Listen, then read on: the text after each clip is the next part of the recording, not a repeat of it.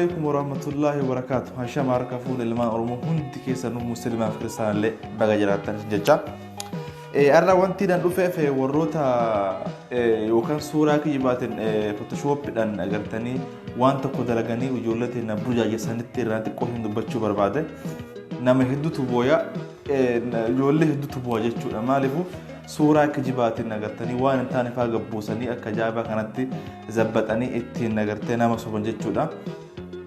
Asirratti ijoolleen teenya bo'uun isin hayyoota kennaaf bo'uun nu gammachiisa. Waan ittiin boonu jechuudha. Bo'ocha keessan ittiin boonna malee nu qaanfachiisu. Garuu wanti nama dubbachuu barbaade suuraan isin agartan kun qixxeen isaa hundi dhugaa miti kijiba. Fakkeenya amma suuraa Baqqalaa Garbaa kana agartanii suuraa Baqqalaa Garbaa jedhanii suuraa kana gabbusanii isin sobojjan jechuudha. Isin ka boottaniif dhugaa boottan. Isin dhugaa keessaniif boottan waan jaalattaniif boottan waan boottaniif beektan. Sababa boottaniif beektan. Galatooma. Warroonni waan kana dalagu kun hangam takka nama keenya jaalata hangam takka nu wajjin gartee hayyoota keenyaaf hagam kabajaa qaba hagam jaala qaba. San achirratti yaaduun sun isin ilaallatti jechuudha. Okay? Achirratti yaaduun sun isin ilaallatti. Maaliifuu namni waan akkanaa dalagu kun hangam akka takka dhugaa qabsoo Oromoo dhugaa jira hangam akka taatu ni beekta jechuudha. Haa qabsaa'u garuu nuti wanti isin beekuu qabdan jechuudha. Girsoo tokko wanti isin beekuu qabdan. Dhibbatti nuti gowwaadha maa? Gowwaa ta'uu hin qabnu. Abshaala ta'uu qabna waa mara beekuu qabna waa mara hubina nama kamii caalattu waa beekuu nurra dirqama jechuudha. Sigalee wanti nuti kijibaan boonuuf takka illee jiru wanti dhugaatu baay'ee jira wanti dhugaa waan nuti walitti himnee wal boojjifnu wallaahi hisaaban qabu hin barbaanne malee wal boojjisuu irraa hin barbaanne malee wanti dhugaa kan nuti walitti himnee wal boojjifnu hisaaban qabu jechuudha. Waa baay'ee jira jechuudha. Kanaafuu dubbii kijibaatiin boo'uu hin qabnu. Aslanuu isin mattuu FB qabdaniimi gowwaan ta'ina abshaala ta'a. Akkamitti jedha? Fakkeenyaaf Boontuu Baqqalaa kan jedhu FB'n kan isii miti takka jedha. Saamu'eel Baqqalaa peejiin jedhu sun kan isiitii miti. Peejii fi FB addaan baaqa. Peejii fi FB adda baafadha beeka. Saamu'eel Baqqalaa peejima hin qabu. Namni hedduu peejii san kama isaa saheetumaan yalaa poost godha. Yaani yalaa sheer godha jechuudha. Kijiba nama tokko waa milikeeffadha.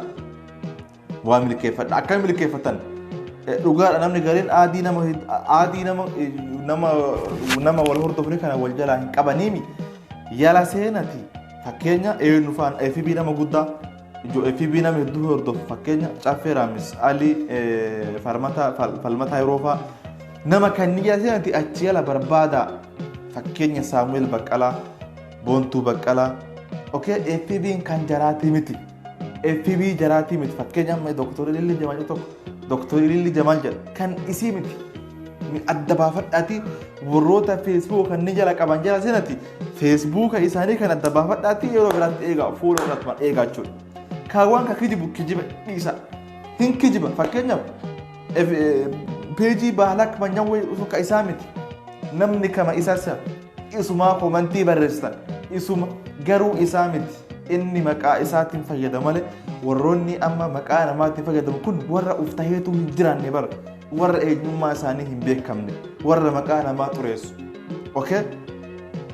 Uftahanii nama taanii eegayoo jiraatan jiru. Uftahanii beeytee wallaaltee maqaa keetiin FB keetiin waan beeyturraa barreessitti dhiisa. Abbaan fedhan fudhata akka biratti dhiisa jechuudha. Kanaafuu kanarratti wal sobuu hin qabnu dhaamsi koo guddaan kana. Gama biraatti immoo waan aartistoota PP xiqqoo isin dubbachuun barbaada. Aartistoota bilxiqinnaa jechuudha. Wantaan dubbachuu barbaadu maal isin fakkaate akkuma beekamu guyyaa kaleetti farra lola dawaa jedhanii waggaa 125 jedhanii akka jaaba hadhiisan jechuudha. Lola sana ayyaana kanarratti martuuyyuu Amaarris keenya jedha Oromoonis keenya jedha. Amma bilxiginnaa Oromootii fi bilxiginnaan Amaaraa kokkee wal qabda jirti. Wallaahi na amana. Akka ajaa'ibaa kana wal qaban akkamitti jedha. seenaan adawaa lolli gaafa adawaa jettee achirratti artistoonni hedduun gootota hedduu maqaadhaanii akka jaaba kanatti ittiin taphatan jechuudha. Uummanni Amaaraallee lolli adawaa keenya maali ka Atsee Minilikii Tewoodiroos Madireeshii kanaaf faarsan. Dubbiin bilchiginnaa Amaaraatii fi bilchiginnaan Oromoo akkatti wal qabdee jirti. Fakkeenya sirba Caalaa Bultumee kana dhageeffadhaa. Maal jedha? Sirbi Caalaa Bultumee kun maal jechuudha mee dhageeffattanii? Yoo dhageeffattan mee maal jedha? Sirbi Caalaa Bultumee kan kalee inni gaffire sun maal jedha? Fakkeenya warran dhagayin dhageeffadhaa. Sirbi sun maal jedha beektanii? Gaafa tolaa fuuldura hiriiru yoo lolaa duuban hiriiru haa dubbattu adawaan dhiira ajjeesee geeraru jechuun isaa maal jechuudha? Fakkeenyaaf namni adawaan keenya zarra fakkaatu gannafa dhabuun guutuun isaa warra naafxanyaa ittiin lola adawaa kan ittiin Tigraay namni Itoophiyaawii nuti warra Asomeelik nuti warra Marro Giraashmaan dizarraaf jedhu kun guutuun isaa warra naafxanyaati. Tajib geerarsi inni geerare kun maal ilaallata? Maal ilaallata? Naafxanyaa ilaallata. Sirbi isaa kun dhibbatti akka ajaa'ibaa kanatti bingoodhee arrabsee naafxanyaa jechuudha. Dhukkee irra kaasa. Amma fakkeenyaaf mootummaan naannoo Oromiyaa Obbo Shimallis Abdiisaa maal jedhu?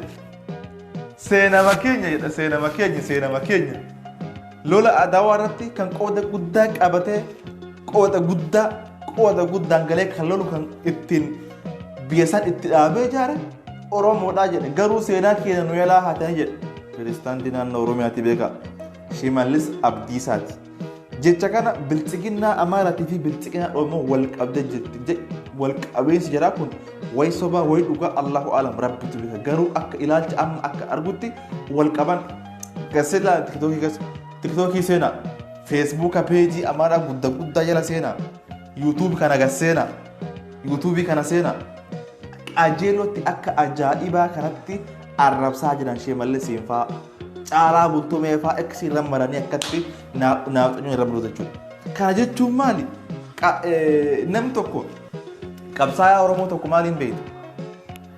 Yoo inni natti qabsaa ittiin beekta? Qabsaayaa nama jechuun kan ittiin beektu yoo xilaata keessan dura dhaabbattee dhugaa keessan dubbatte qofa qabsaa taata malee yoo du'oo keessa garagaltee obboleessa keetii maatii kee irratti geerratte qabsaayaa hin taatu jechuudha. Maaliifuu sirbi jarri kalee baaste sun guutuun isaa sirba Oromoo fayyadu jechuudha. Sirba Oromoo fayyadu waan dhugaa dubbatan seenaa dhugaadhaan lafa kaan dubbatan. Dhugaa isaanii kana beekummoo durattis dirqama ta'uu qaba jechuudha. Kan dura bilchiginnaa kan bilchigummaa jira bi'ee jarri bilchiginnaa na'am ni fudhanna. Kana waliin sobnu. Namni martuu ni beekama. Caalaan Bultumee fa'aa Saayoo Dandanaa fa'aa Saaliyaa Saamii fa'aa bilchiginnaan na'am ni fudhanna. Garuu bilchiginnaan kalee jarri jechuudha. Bilchiginnaan kalee hora Finfinneetti wal geette suni guutuun isii waan Oromoo fayyadu qofa dubbattee adda galte waan biraa waan takka hin dubbanne jechuudha. Okay? Oromoo seenama Oromoo seenaa keenya kan bira dheengaddaa kabata. Amma fakkeenya fudhaa kalee hora Finfinnee irratti eenyu itti dhibchaa ture, eenyu farda irratti yaasaa ture, eenyu ittiin garmaamaa ture Oromoodha. Oromoo ittiin garmaamaa ture bilchiginnaa Oromootu ittiin garmaamaa ture. Naafxanyaan takka kalee lola adawaa jettee keessa taaltee hin beektu. Achi dura torbaan tokko dura fiigdee dhaabatte malee as hin deebine jechuudha. Kanaafiyyuu gaafa waan tokko namni tokko eega bilchiginnaa ta'e Amaaraa ta'e jechuu miti. Fakkeenya muummichi ministeeraa kan dura taa'u kun yookaan hoogganoonni PP kan dura taa'u sun ilaalcha jarri sammuu keessaa qabdee ittiin deemtu jaratu beeka. Garuu Oromoon gariin kan jaratti makame naafxanyaa ta'uuf itti makamne Oromoo ta'uuf itti makame akka ilaalcha jaraatti. Si galee naafxanyaa ta'uuf PP ittiin dabalamne Oromoo ta'uuf PP dabalaman ati waan feete jedhiin. Okay? Kanaafuu jechaadha. Yeroo namni atuu dhugaa rabbii maa amma isin ni beektan kalee maal akka ta'aa oolan ni beektan. Okay? Gaafa namni dhugaa dubbate dhuguma sangalchaa fi wanni wanni saayikooloojii Oromootti kijibni waan Oromootti bu'u hisaaban qabu gaafa kijibni waan agarte lolli dubbatu ofirraa yoo itti fira dubbate namni takka hin dubbatu. Gaafa abbaan fedhe waan Oromoo dubbate na'am dhugaa keetii jedhaani bakka na'am dhugaa kee dubbatte kalas dhugaa dubbatte waan biraa miti bar dhugaa dubbatte jedhaani gaafa inni kijiba caboo kijibde kalas kuni Oromoon fakkaatu kun dubbii Oromoon fakkaanne kun akka jettan sun mirga keeti jechuudha maali beekta situ yoo ati ofii yoo nuti ofii dubbanne biyya bakka nu dubbatu kana waan taateef gaafa jarri dubbatan san na'am dhugaa keeti itti mutta garuu jarri warii garagalti amma torbaan kana keessa maal akka ta'u eega maal akka deemuu hedu eega wajjuma inalle biltsiginnaa lamaan biltsiginnaa Amaaraati biltsiginnaa Oromiyaa akkatti wal shaadina akkatti wal qabu jirti akkanumatti na eega isin ni agartan sanbiraan kaafe warroonni gam biraatiin yookaan wama dura caalaan biltsiginnaa ta'eef yookaan namni biraa aartisoonni biltsiginnaa ta'eef wal gootanii wal galabbaxanii yookaan dislaayik wal gootan kun ofirraa dhiisa gaafa inni gabbeeti waan Oromoo dubbate arrabsa gaafa inni Oromoo fayyada jedhaani bakka maal nama olle kan nuti barbaannu maal ma Oromummaa walitti qabnaami siyaasatu gargar adeemsa keenyatu akkana gargar ta'e malee martuu bakkuma tokko deemuuf deemu kana waan taateef akkasitti beeka warroonni immoo suuraa sobaatiin boottan Facebook namaa maqaa itti godhadhaa yookaan mallattoo warra mallattoo milikkata fakkeenya peejiin kiyya fuuloo gana akka qabu ni beekta fuuloo kiyya milikkata agartee miyyala seen gallaan kun fuuloo gana mi'eeka isaati na'am yookaan wala boontuu baqqalaa saamu'eel baqqalaa madarshin kunniin FB kijibaatti namni fayyadamu jira sana kikkuba qabaadha hanga waan biraatii walitti chanutti bye bye nagaa na tura okay sin jaaladha.